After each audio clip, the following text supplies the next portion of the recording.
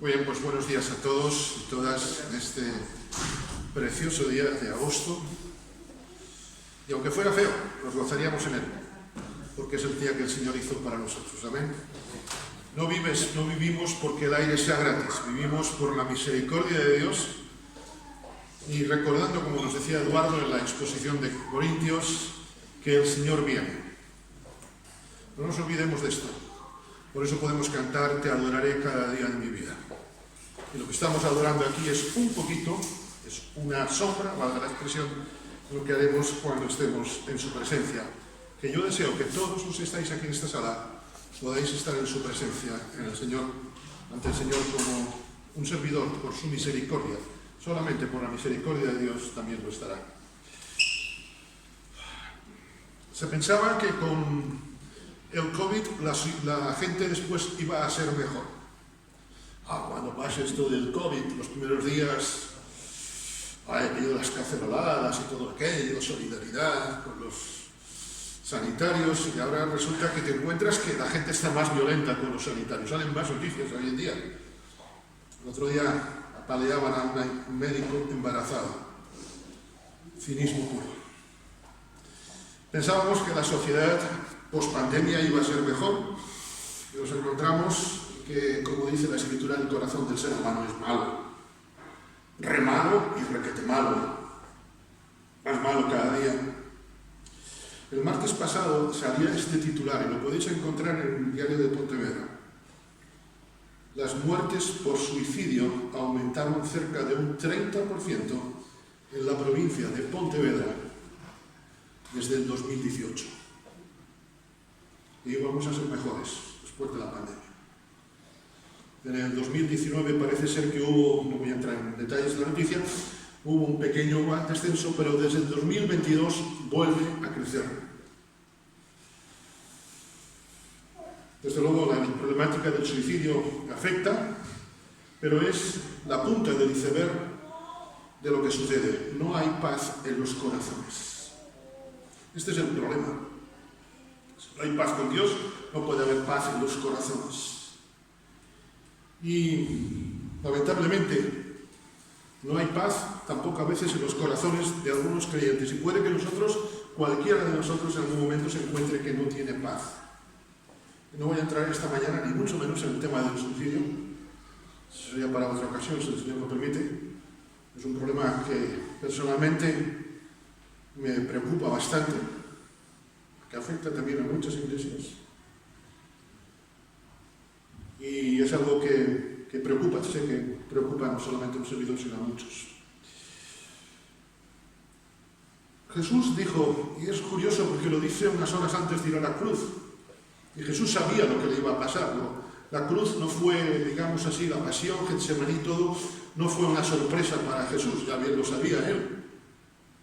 Pero Jesús dice aquella frase tan conocida, la paz os dejo, mi paz os doy. Yo no os la doy como el mundo la da, como la sociedad la da. No se turbe, es decir, no se inquiete vuestro corazón, ni tenga miedo. Y es curioso que en ese mismo capítulo 14 de Juan también empieza hablando, no se turbe vuestro corazón, no se inquiete vuestro corazón. Todos en algún momento nos encontramos en tormentas en la vida. Todos en algún momento, como aquellos hombres que estaban haciendo la voluntad de Jesús, no nos olvidemos, encontraron una tormenta y pensaron que se ahogaban. Y es curioso porque la gran mayoría de ellos eran pescadores, gente que sabía cómo estaba la mar. He estado muchas veces, bastantes veces por lo menos, en travesías en barco, y a veces el barco se mueve a una barbaridad y te dicen los camareros, no, esto no es nada, hombre, esto no ha pasado nada. Tengo memoria de una tormenta que, bueno, no sé cómo nos salimos náufragos todos, hace ahora 50 años en octubre, que fue entre Málaga y Barcelona, que era un niño, pero aún eso me ha quedado. Y en medio de las situaciones de la vida, el Señor te dice a tu corazón, te dice a mi corazón, ¿por qué tienes miedo, hombre de poca fe? Esa es la esperanza que nosotros tenemos. Si tienes mi paz, no tienes por qué tener miedo. Ahora bien, hemos de reconocer que no somos supermanes. Dios nos llamó a vidas consagradas, no a vidas perfectas. Y en nuestras limitaciones, y Matías oraba algo de esto en esta última oración, precisamente de nuestros conflictos, ¿verdad? Que levante la mano de aquí alguien si no tiene algún conflicto, alguna lucha. Me alegro porque este sermón también es para mí y para vosotros, así que no se me vaya ninguno, por favor. Quiero llevaros a varios versículos en esta mañana y pensar en tres cosas que nos impiden tener paz. En primer lugar, en Isaías capítulo 57. Abrid conmigo la escritura, por favor. Isaías capítulo 57. Dice en los dos últimos versículos 20-21 de Isaías 57. Los impíos son como el mar en tempestad, que no puede estarse quieto, y sus aguas arrojan cieno y lodo. Acércate a una orilla después de una tempestad o de una tormenta. Acércate a una orilla después de un temporal. Cuando los incendios aquí en el 2004 o 2005, si mal no recuerdo, después de las tormentas, las riberas, las orillas estaban todas llenas de lodos, de maderas. Los impíos son como el mar en tempestad que no puede estarse quieto y sus aguas arrojan cieno y lodo. No hay paz, dijo mi Dios, para los impíos. Podemos presumir de ser evangélicos, pero no estar desarrollando una vida con Dios. Y Dios no me llama a ser evangélico, Dios me llama a seguirle, que es diferente. A veces hablo con personas de otras confesiones, les digo que en el cielo no va a haber evangélicos. En el cielo lo que van a estar, o mejor dicho, vamos a estar, son personas que hemos creído en Cristo, que eso es totalmente diferente. Porque el cielo no es una cuestión de religión, sino de fe. Quizá a veces un impío puede tener paz, puede tener tranquilidad, pero tener paz y tener tranquilidad son cosas bien diferentes. Yo creo que en este momento todos estamos tranquilos, a pesar del predicador. Pero eso no significa que tengamos luchas internas. No significa que tengamos paz. A veces confundimos tranquilidad con paz. Hace algunos años en nuestra Europa había lo que se llamaba la Guerra Fría. Había aparente tranquilidad, pero había guerra. Tranquilidad es no tener contratiempos, pero paz es tener calma, es tener gozo, es tener templanza, es no perder los estribos. Eso es la templanza. No ponerte hecho un basilisco. Es tener gozo, como digo, incluso en los momentos más duros. Jonás tenía tranquilidad en medio del mar de la tormenta, pero tenía tranquilidad porque estaba dormido. De cierto modo era ignorante. Pero no tenía paz en su corazón porque estaba huyendo de Dios. Y era un escogido de Dios. Cuidado, no confíes en los años que llevas en el Evangelio. Si estamos como Jonás, huyendo de la presencia de Dios. Huimos de la presencia de Dios cuando no nos preocupamos en tener tiempo devocional con Él, cuando no nos preocupamos en amarle a Él sobre todas las cosas, cuando no amamos al prójimo como a uno mismo, etcétera, etcétera, etcétera. Un impío es un pecador que no ha querido recibir la salvación de Dios en su vida, que no quiere caminar el camino con Dios y que rechaza la voluntad sobre su vida, es decir, quiere seguir viviendo, haciendo su voluntad, aunque la voluntad suya esté equivocada. Y a veces esto nos puede ocurrir, esto no ocurre no solamente a los que no conocen a Cristo, los que conocemos a Cristo, cuando no anteponemos la voluntad de Dios a nuestra voluntad, estamos actuando impíamente. A veces me preocupan más los problemas domésticos, que son importantes. Me preocupan más esos problemas domésticos que incluso, permitidme, pueden afectar a mi testimonio, que en la relación con el Señor. A veces me preocupa tanto mis cosas Me preocupa tanto el yo que me olvido que mi vida es para Él. Cantábamos, mientras viva te adoraré. El domingo eso es facilito. El jueves cuando tenemos reunión presencial o tenemos el vídeo, óigame, eso es miel sobre hojuelas. Pero el resto de la semana, os conté una vez que hace ya algunos años una calle que ahora ha cambiado mucho en nuestra ciudad de Pontevedra, en un semáforo en ámbar, la persona que iba delante mío se paró. Y yo, pues, llevaba prisa ese día, y no se me ocurre mejor cosa que ponerme a tocar el claxon. Se ha parado en el semáforo en ámbar, ¿no? Y la persona mira por el espejo y era una hermana de la iglesia. Hay momentos en los cuales quieres que la tierra te trague, pero eso no funciona. Tocas el cielo. Y os lo digo de corazón. Cuando ella me saluda, yo digo, hola, hola. Yo el día anterior había hablado en la iglesia sobre la paciencia y la tranquilidad. Me di cuenta que el lunes yo no era ese. Y con los años un día se lo dije y dice, pues yo no me acuerdo, pero yo sí. ¿Sabes? A veces no nos distinguimos. Es fácil decir lo que los demás tienen que hacer, pero ¿y lo hago yo? Recordamos lo que Pablo dice a una iglesia del año 2023, la iglesia de Corinto, ¿recordáis? La iglesia de Corinto no era una iglesia perfecta ni nada. De hecho, me he enterado esta semana que a Eduardo y a mí nos invitaron para ser ancianos de allí y dijimos que no, ¿verdad? La iglesia de Corinto era una iglesia muy conflictiva. Y a esa iglesia el apóstol le dice, el que piensa estar firme, mire que no caiga. La Biblia no está hecha para gente perfecta, sino para gente que queremos ser reformados por el Señor. Cuidado con tener un pie en el mundo y otro en la iglesia. Cuidado con tener un pie en el mundo, en las cosas de la sociedad, y otro en las cosas de Dios. Recordamos a Eutico. Eutico era un joven que se puso en la ventana mientras Pablo predicaba largamente. No os preocupéis que yo no voy a ser como Pablo hoy. Pero aquel joven se sentó en la ventana y Pablo predicaba y predicaba y predicaba.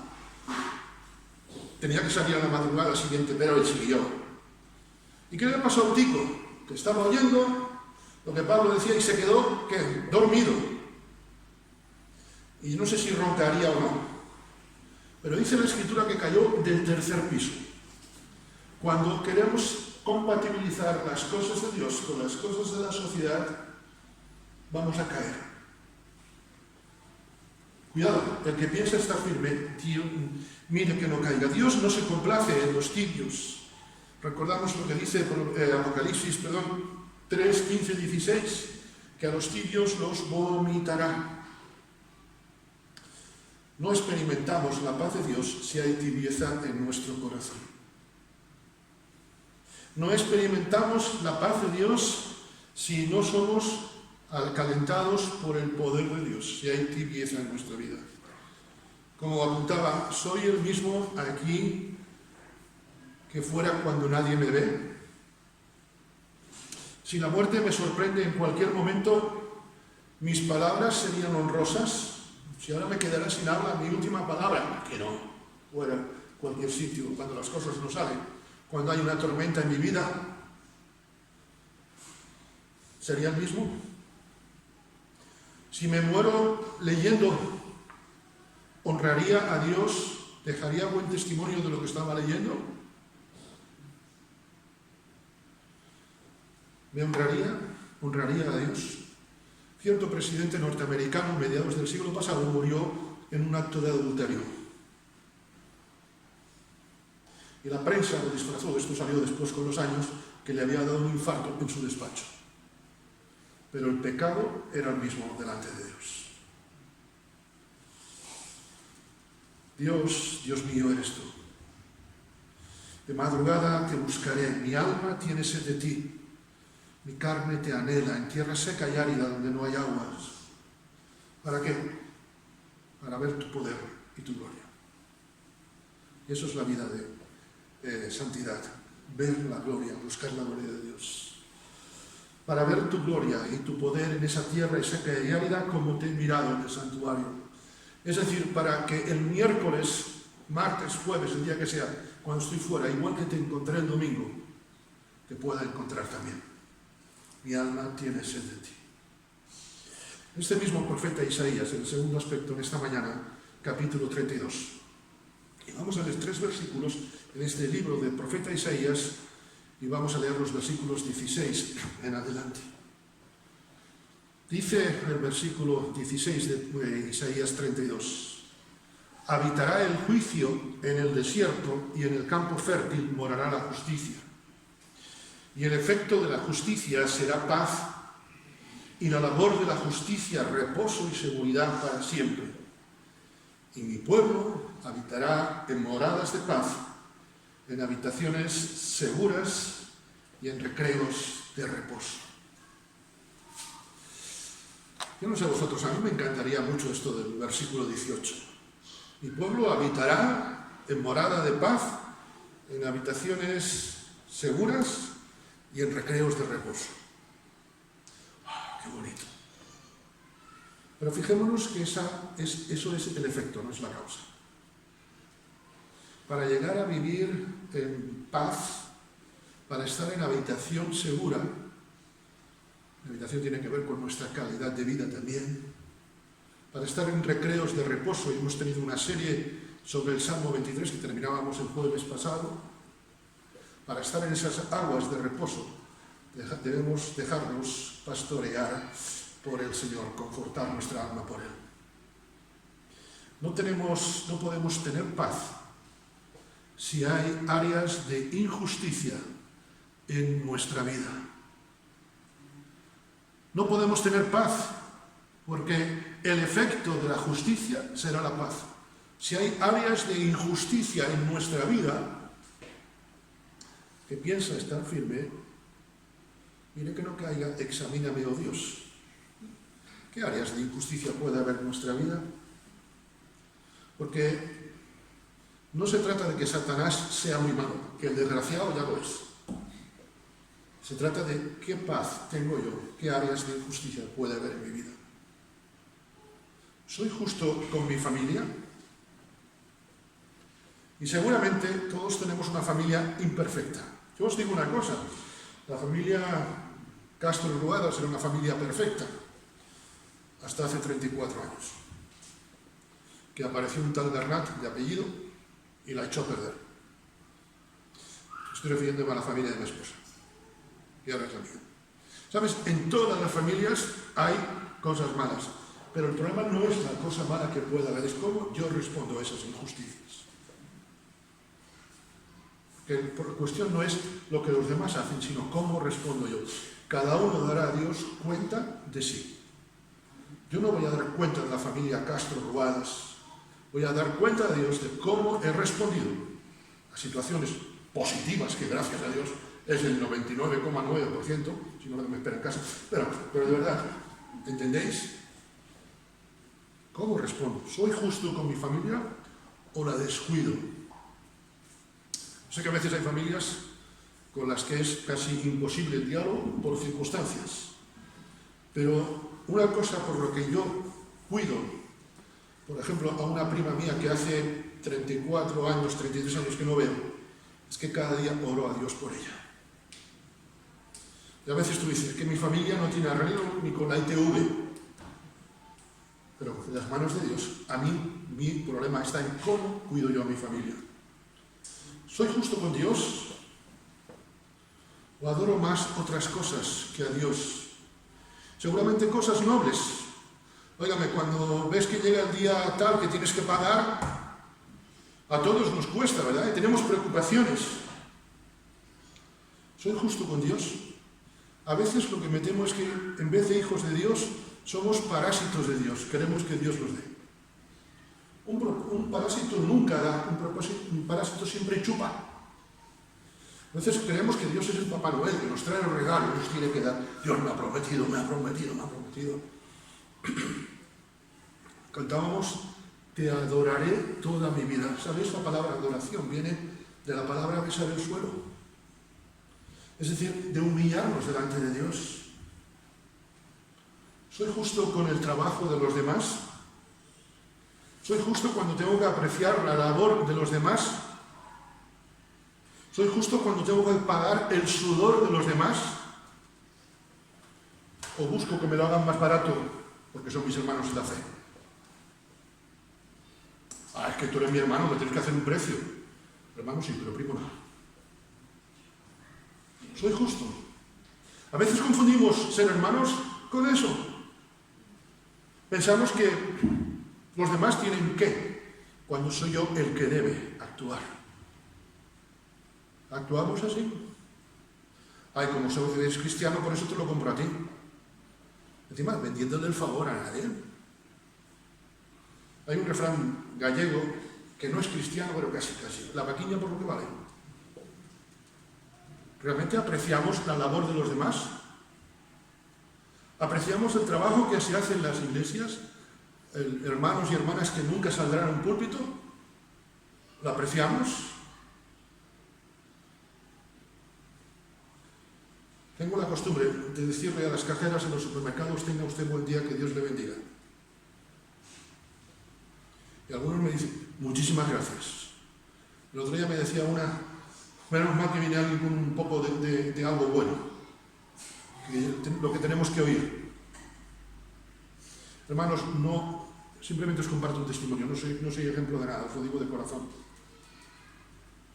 Pero a veces pensamos que porque el otro tiene que hacer, yo puedo abusar. Es muy interesante lo que el apóstol habla sobre la relación entre patronos y empleados. ¿Soy justo honrando a mi familia, como decía? Mirad, obrar con justicia no es hacer lo que está permitido o lo que es legal, sino lo que es ético como cristiano.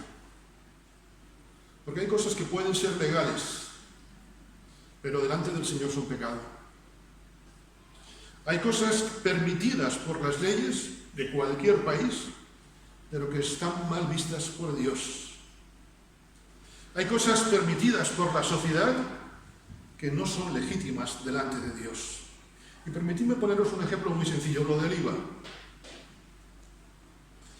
Cuando Josep Borrell fue ministro de Hacienda, contaba, ya hace bastantes años esto, o economía, no sé cómo se llama exactamente en la cartera, vino un chapuzas a su casa, alguien a hacerle una chapuza, y le dijo: se la hago sin IVA, ¿verdad? Porque los del gobierno son una manada de sinvergüenzas, en fin, todo lo que quisieras. Mirad, hace poco hemos tenido la bendición de poder comprar un ordenador nuevo.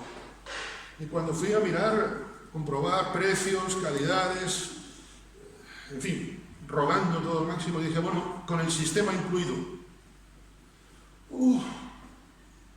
Usted lo va a usar en público, es que si no, no puedo, es que eso es... Y le dije: no, mire, imaginaros que yo le hubiera dicho: no, póngamelo en B. ¿Qué ejemplo hubiéramos dado como iglesia? O mejor dicho, ¿qué ejemplo de Dios hubiera dado yo? Porque lo de la iglesia, permitidme hasta cierto punto de secundario, entendedme, por favor. Primero está el nombre de Dios. Si mañana aparece otro cliente, otro creyente por esa tienda, tú imagínate que dirán: no, ya otra iglesia se lo llevaron así en B. ¿Dónde queda nuestro testimonio? Hay cosas que son permitidas por la sociedad, que incluso está bien vista. Decía un artista hace unos años en una serie española: yo como buen español soy defraudador. Hay cosas que están bien vistas, pero Dios no las ve. Buscar la paz de Dios es estar dispuestos, queridos hermanos, a examinarnos delante de Él y a cambiar. Que de nada me vale examinarme delante de Dios si no estoy dispuesto a cambiar. En el libro de Job, os invito a abrir la escritura conmigo, en el capítulo 11, leemos lo siguiente. Leo Job 11, versículos 13 al 16. Si tú dispusieres tu corazón y extendieres a él tus manos, si alguna iniquidad, es decir, si algo impío hubiera en tu mano y la echares de ti, y no consintieres que more en tu casa la injusticia, entonces levantarás tu rostro limpio de mancha y serás fuerte, y nada temerás. Y la última frase es elocuente: y olvidarás tu miseria. Porque si no estoy siendo justo, estoy siendo miserable. No puede haber paz si no extendemos nuestras manos a Dios. No puede haber paz si nuestras manos están manchadas de cualquier tipo de injusticia. David, que fue un hombre que pecó cientos de veces, como nosotros, clamó en cierto momento en el Salmo 24: ¿quién subirá al monte de Jehová? ¿Y quién estará en su lugar santo? El limpio de manos y puro de corazón, el que no ha elevado su alma a cosas vanas, ni jurado con engaño. Él recibirá bendición del Señor y justicia del Dios de salvación. Hermano o hermana, no puede haber paz en tu vida, en nuestras vidas, si no hay cambio en nuestros corazones. ¿Cómo está nuestra casa? ¿Cómo está nuestra vida? ¿Cómo está nuestro corazón? ¿Cómo están nuestras responsabilidades? No puede haber paz si no hay santidad, porque en la paz se ve a Dios. Si no hay paz, no podemos ver a Dios. Seguid la paz, decía el autor de Hebreos, la paz con todos y la santidad. A veces pensamos que es cuestión de paz, de llevarnos bien o de no tener conflictos. Perdón. No, pero es cuestión de santidad. Y en un mundo tan infectado, lo del COVID es una broma al lado de la infección del pecado. Sin santidad nadie verá al Señor. Y finalmente, quiero llevaros a la epístola del apóstol Pablo a los Filipenses. El último aspecto, no digo finalmente, ya que vaya a terminar, no os alegréis tanto, por favor. Filipenses capítulo 4, versículos 6 y 7. Por nada estéis afanosos. Quizá alguno me diga: oye, ya puedes terminar. No, espérate. Por nada estéis afanosos, sino sean conocidas vuestras peticiones delante de Dios con toda oración y ruego. Ruego es: haz lo que tú quieras, con acción de gracias. Cuando hay peticiones con oración, con ruego y con gratitud, entonces la paz de Dios, que sobrepasa todo entendimiento, guarda mi corazón. Porque lo que está guardando mi corazón hasta ese momento es la desesperación y la ingratitud. La paz es la consecuencia de descansar en Dios. A veces pensamos que no descansamos, que bueno, primero vamos a descansar y después tendremos paz. No, el proceso es al revés. Primero tiene que haber paz, descansar en el Señor, y entonces tendremos todo lo demás. Mira, si no nos vaciamos de nosotros mismos, Dios no puede morar en abundancia en nosotros. Ya sé, recordáis, es necesario que Él crezca y que yo me mengue, que yo cada día sea menos, que el Jonathan 1.0 de antes ahora sea el 0.0, cada día más ceros a la derecha y a la izquierda. Si no descansamos en el Espíritu Santo, no podemos ser luz en las tinieblas. Ayer hablaba con un pastor de fuera de Galicia y me estaba diciendo: si dices que cada día las tinieblas son más y más fuertes. Digo, sí. Ahí es donde estamos llamados y desafiados a ser luz. Porque una luz, aunque sea muy pequeña, en un sitio de muchas tinieblas, se ve bastante. Me recuerdo cuando los móviles todavía no tenían esto de la luz.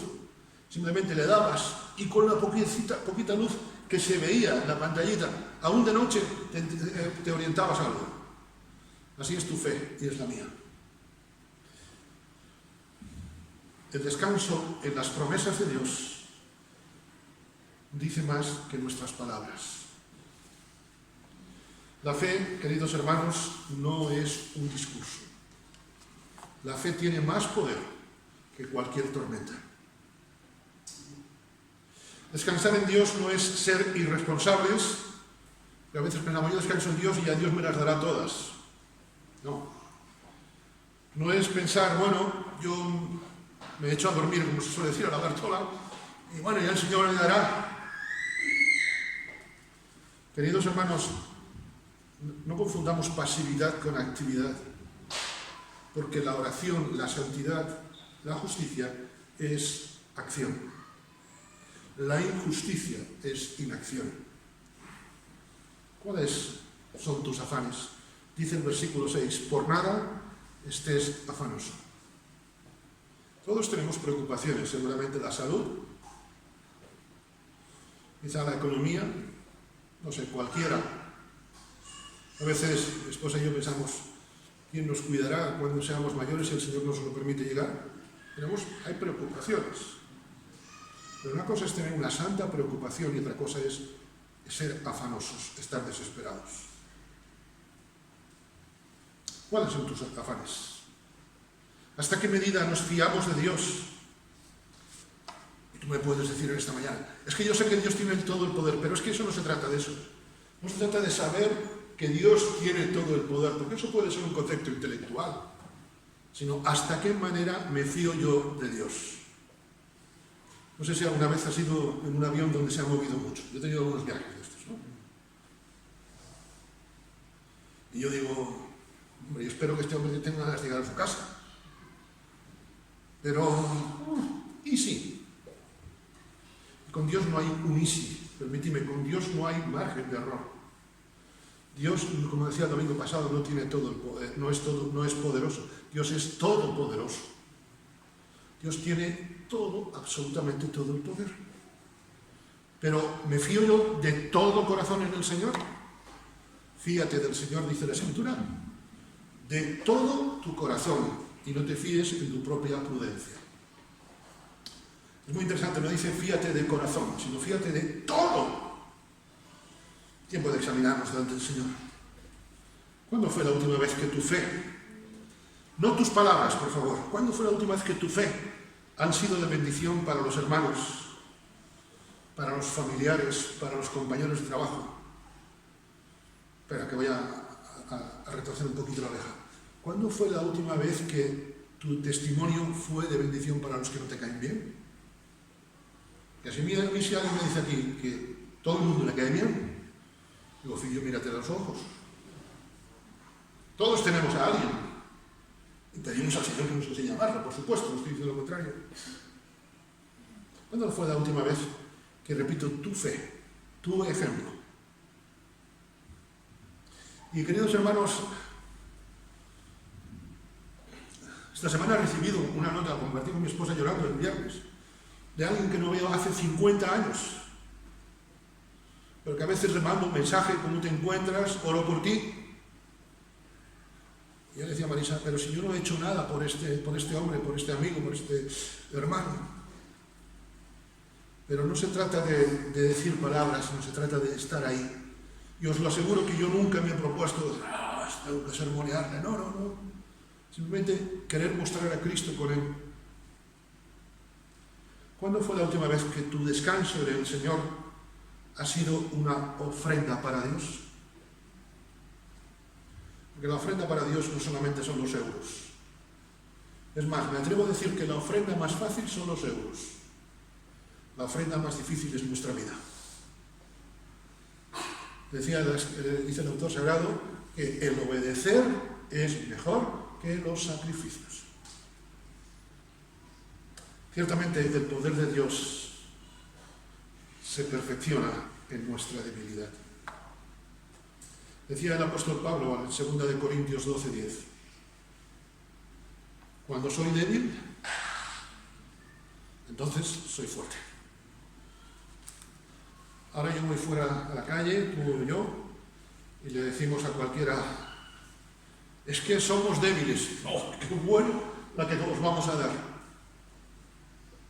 Y tú le dices en esta mañana al Señor, Señor, es que soy débil. Y el Señor dice, qué bueno por lo que voy a poder hacer en ti. Cuando soy débil, entonces soy fuerte. Esa es la paradoja de la vida cristiana. Ojalá la experiencia de David sea la misma que cada uno de los presentes. La oración que hizo David allá en el Salmo 3, versículos 4, 5 y 6. Con mi voz clamé a Yahvé, al Eterno y Fiel. Y él me respondió Y fijaros que esta oración está hecha cuando está huyendo de su hijo Absalón, que había hecho un golpe de estado. Su hijo Absalón quería arrebatarle el trono y quería cortarle el cuello. Tela marinera, aquí nos andaban con bromas. Con mi voz clamé al Señor, una situación injusta. Clamé al Señor y Él me respondió desde su santo monte. Yo me acosté, y no dice que con paracetamol o tranquilium, nada. Yo me acosté porque había clamado al Señor. Me acosté y dormí y desperté porque el Señor me sustentaba. ¿Y qué trajo todo eso? ¿Cuál fue la consecuencia de descansar en el Señor? Entonces no temeré a 10 millares de gente que pusieran sitio contra mí. Nunca vamos a estar ausentes de temor si no descansamos en el Señor. Cuando soy débil, entonces soy fuerte. ¿En qué eres fuerte? ¿En qué eres débil? ¿En qué tienes conflictos? ¿En qué tienes paz? Respondamos al Señor. Que Él los bendiga.